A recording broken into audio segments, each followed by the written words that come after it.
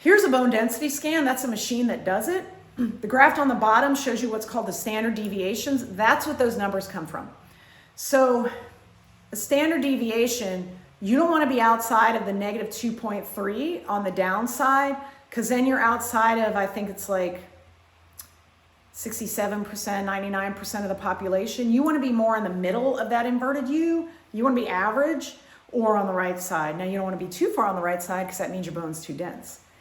But basically, if you're within 2.5 standard deviations, you can see on that bell curve, it goes 0, 1, 2, 3.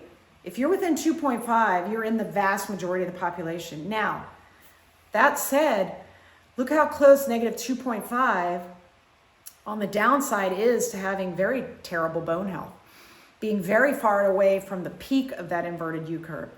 So really, for optimal bone health, I'm not sure what number we're supposed to be looking for because nobody's ever really told us or made it clear. So I think the closer you can get to that mean, to that normal, where you're not even -1, the better.